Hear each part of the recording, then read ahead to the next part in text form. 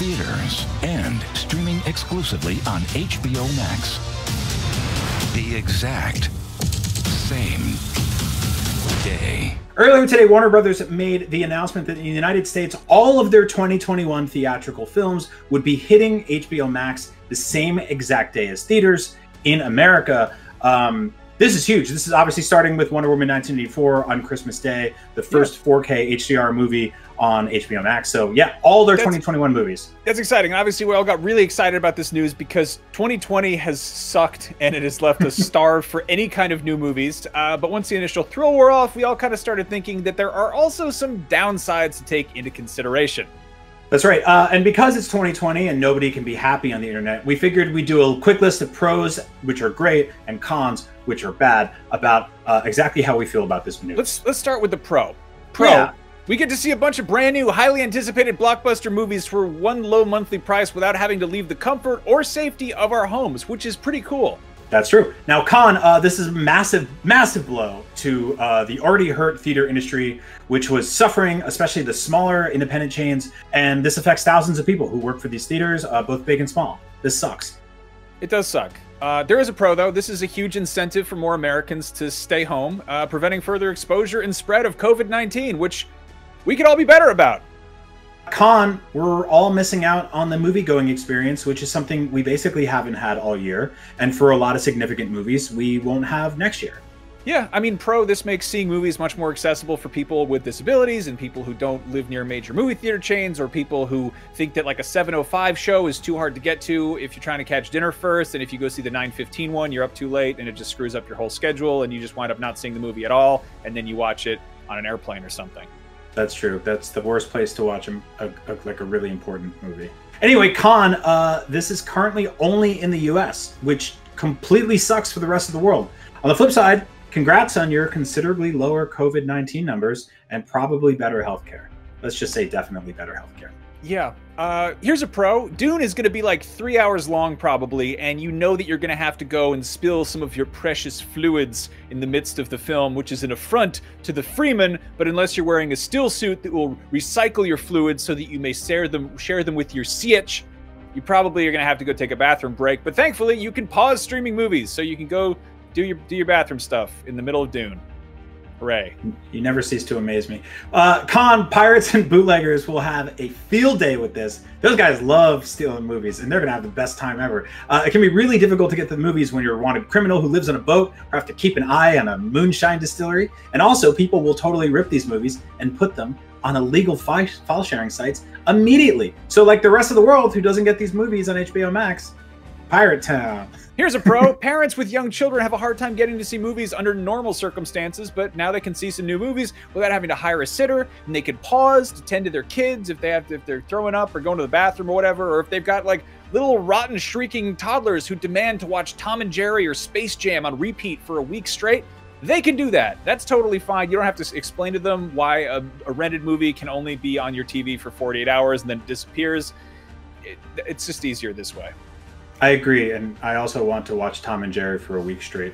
Con, certain movies, especially big ones like The Matrix 4 and Dune, will look and sound better on the big screen, in a big theater, with a big surround sound system, on an IMAX. I'm sorry, like, you can have a great system at home, it's just not the same. Avengers Endgame opening night, Force Awakens for opening night, like, that's a thing, that's an experience. You just can't have that at home, especially not with Tom and Jerry. Yeah. Well, here's a pro that kind of goes along with the theater experience. You don't have to sit through a bunch of like weird commercials for Coca-Cola or whatever, or that thing where Maria Menounos tells you about all of the new shows coming to AMC later this year, or how you can play augmented reality games on the big screen by downloading the new VRcade app on your phone right now. Unscramble the movie title, Rats Wars. What does it mean?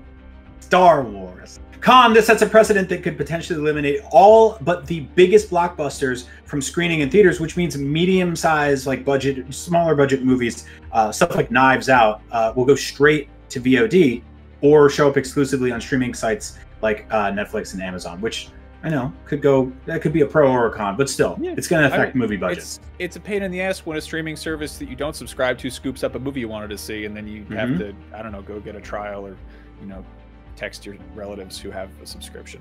Anyway, here's a pro.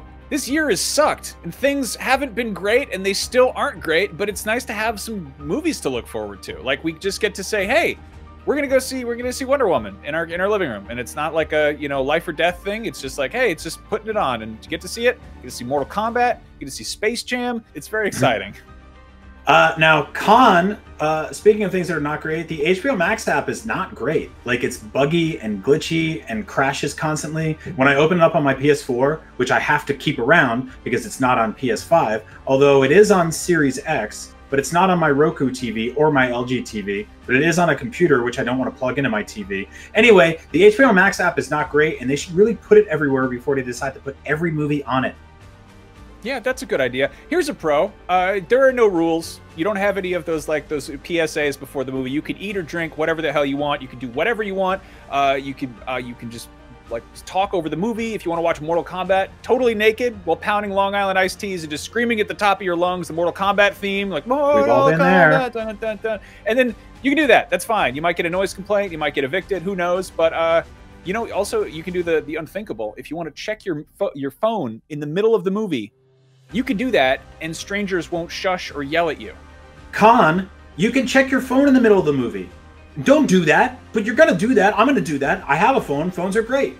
Like, I love my phone. It's an awesome thing. But I'm tempted to look at it during the movie. And then, like, I tell my friends afterwards, oh, the movie made no sense. My friends were like, did you look at it? Or did you look at your phone? And I'm like, a little bit of both. But it didn't make any sense. Plot holes. And that's like, it's just a big problem. But, we're gonna have to teach yourself not to do that. Is to do a homemade Faraday cage that you watch the movies from inside of, and there's no signals that can go. I don't know how you're going to stream the movies then. Anyway. That's true. Pro, with the money saved on tickets and concessions and Ubers and parking and gas and babysitters and whatever else you're spending money on to allow you to go see the movie, you're saving a bunch of money, and more people can hopefully start to invest in better TVs and sound systems, which will make everything they watch all year long look and sound better. And now you just have to go and Google how to calibrate them, and then you have to go in the settings and you turn off the motion blur that makes everything look like old people's weddings videos or like the BBC Chronicles of Narnia. So just take care of it. It's not how the movie's supposed to look. Just call up Christopher Nolan, have him come to your house, and he'll make it look like the big screen. That's how you sort it out. Now, Con, nothing, and I mean nothing, can replicate the delicious, buttery, buckety crunch of a huge, huge trough of movie theater popcorn. Just golden and slimy and hot, and it's so, so good. And you can try to make it at home, and you can add coconut oil and Flavacol and like get weird synthetic butter gels and put it on there and all that. But it's just not the same. You and I know it's not the same. It's just not the same. It's not the same. No. Unless you pay $8.75 to a teenager to have it. So you get the big bucket. I know. Anyway, I want the bucket.